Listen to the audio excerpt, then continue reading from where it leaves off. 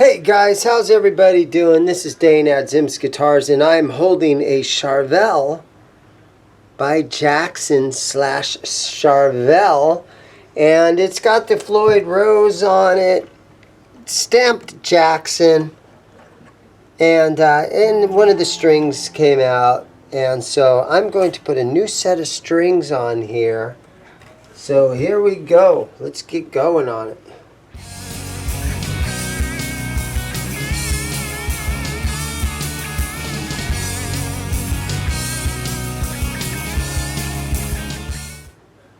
So step one, I'm going to loosen the locking nuts up here, and I'll set them to a side, and I will put them in an order where I can put them back in the same spot. Sometimes the bolts that hold these in are different sizes. That one was in there good. And so yeah, Charvel Jackson.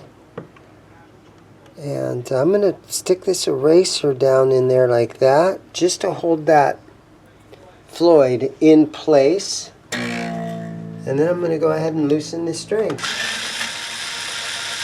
So there is a really cool movie that's come out recently, and it's a documentary about Charvel guitars. And you can find it on YouTube. It's called The Charvel Gang. And a friend of mine, believe it or not, is the director. His name is Paul Gervasi. And I've told you guys the story a little bit already, but cool little documentary about Charvel. Paul Gervasi, when he was young, he worked over there. So he was the perfect candidate to make a movie about the Charvel gang. And the movie's actually called, like I said, The Charvel Gang. Talks about when Grover Jackson came into the picture over there, and talks about Wayne Charvel and everybody that worked over there. And also a lot about all the guitars that were made over there. So yeah, you guys check that out if you get a chance. Again, it's called The Charvel Gang. Okay, so I'm loosening all these back here to lift these strings out of here.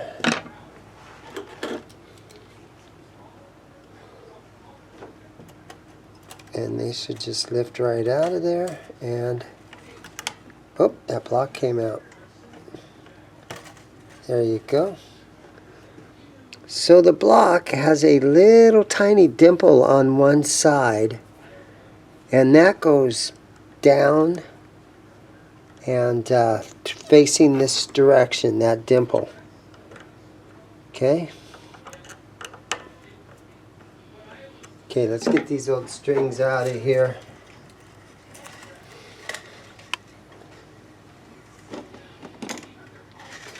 So I'm going to guess that this Charvel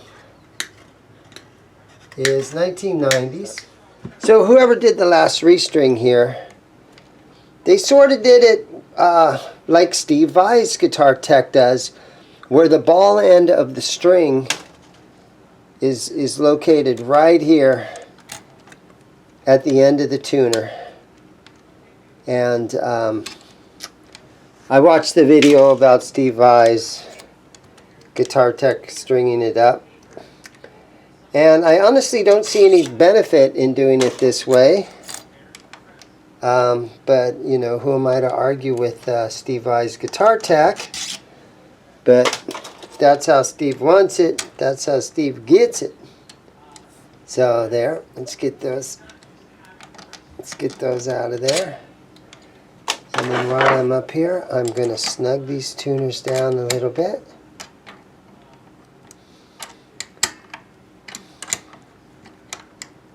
If your tuners are loose, then it's going to affect your the overall tuning stability, right? Now look how loose that is. So I'm going to try to snug that down right here, if it will.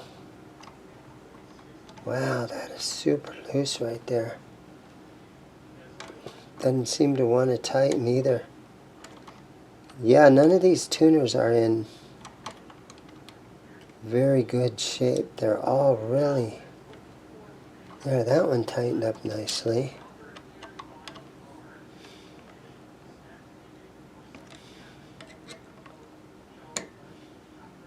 Yeah, some of these tuners are, oh, it's probably the little plastic pieces falling out of there. Yeah, so you got little plastic in there. It's like a washer, plastic washer. That one is missing. Okay, because I have a whole box of old random tuners laying around, I'm actually going to see if I can get a plastic washer out of one of the older tuners that I have. And let me see if I can get it to go in here. Okay, so I'm going to lay that on there. Let's see if it fits on there. There we go. Throw that washer on there, and we're going to try this button and see if it makes any type of a difference. There we go. Nice and tight. I like that. Today's string choice. Okay, today's strings, SIT Power Wound 9 through 42s. I've been putting these on a lot of guitars recently. I've had one person in the comments go, dude, don't use those are junk. But it's like, you know what, man? Whatever. These are great strings. The comments once in a while. People, right? Some people. So here we go. This comes in 3 different packs here. And this first pack is my E string and my G string. You know what? Before I put the strings on here, though, I suppose I probably should put a little F1 oil on the fretboard. So I've got Music Nomad F1 oil. Put a couple of drops on it. This stuff is real thick. Kind of goes a long way.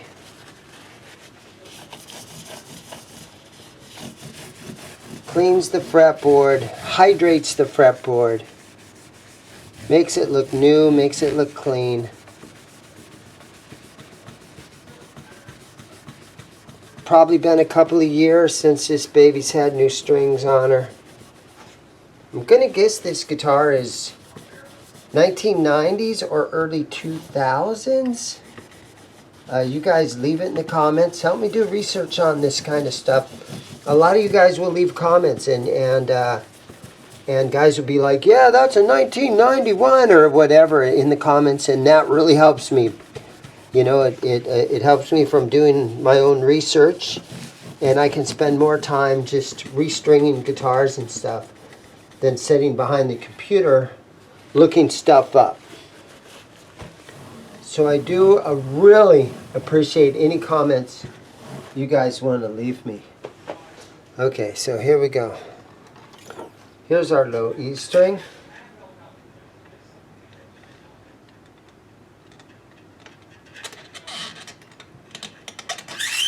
And because it's a wound string, and then you have the end of it here where it's your solid piece, like your core string, you cut that little tip of it off of there. Because with a Floyd Rose, that piece of the string, the wounded string, is what you put down in the saddle here. So I tightened the block up so I wouldn't lose it, because these blocks will fall right out of there. Shove that down in there. Make sure that it's centered, and then tighten it up.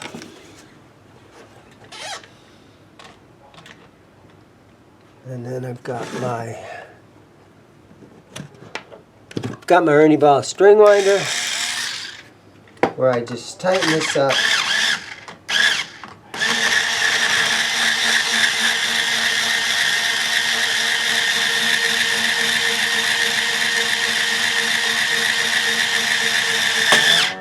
And that tuner, it feels good now. So trying to fix things up by doing whatever I can do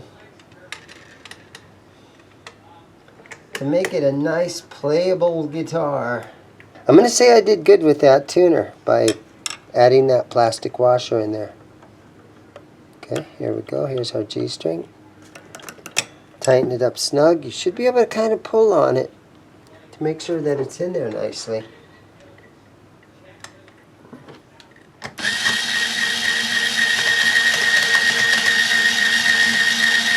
One wrap. Two wraps. Try to get about 3 wraps.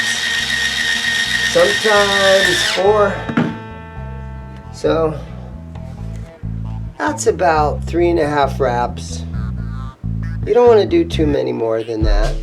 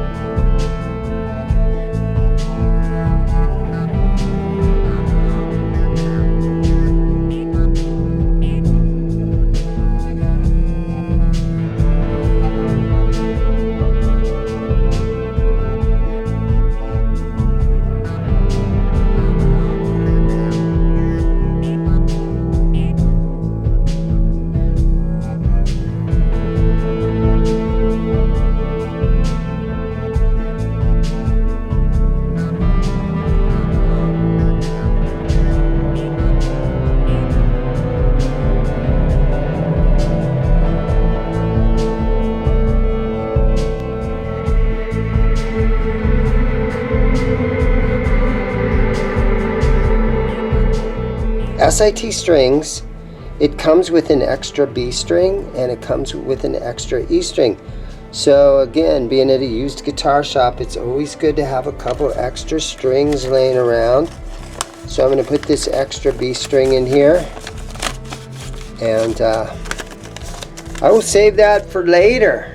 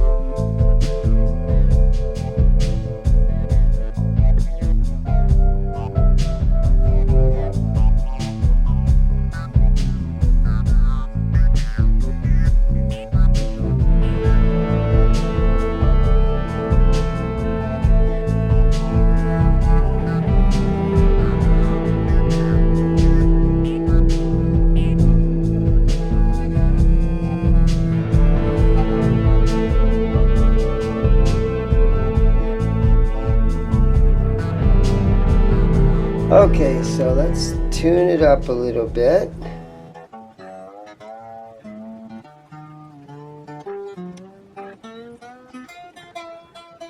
So I'm just going to tug on the strings a little bit, stretch them out.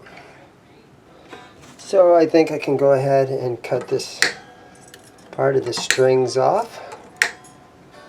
Straight into the trash can with that. So we got it pretty close, so now I can pull this eraser that I have setting down there, and hopefully these will still be sort of flat. I want that bridge piece to be nice and flat, so it's still kind of lifting up a little bit high. Let's look at the tuning one more time. Got to lower it a little bit. And this is the procedure, you know, it takes me 2 or 3 times going through this to get this where I want it. I might have to go under the back of the guitar and tighten springs or loosen springs, so there's a good chance I'll have to take this plate off. But let's just see what I can do without taking the plate off.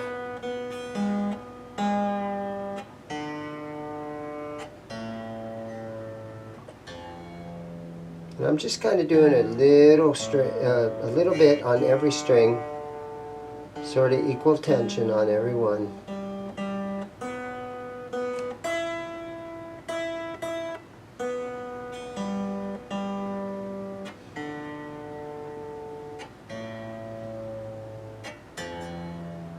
And you never want to really turn your tuner to go down to proper pitch. You always want to pull up to the proper pitch. So there is that I got to think about too. So actually the bridge is it's starting to set a little bit better where I want it to be. Alright, so I backed these fine tuners out a lot. So, because normally your guitar is going to go flat after you play it for a little bit. And so you need a lot of room with these fine tuners where you can, you know, have plenty of room to adjust that when that happens. So those are backed off a lot. So now I am going to go ahead and put these locking nuts back in place.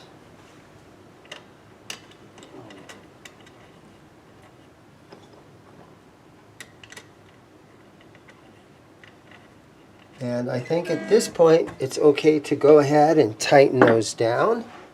You just got to snug them. You don't need to torque these things. So now that these are locked down, I'm doing my adjustments and my tuning down on the bridge with the fine tuners.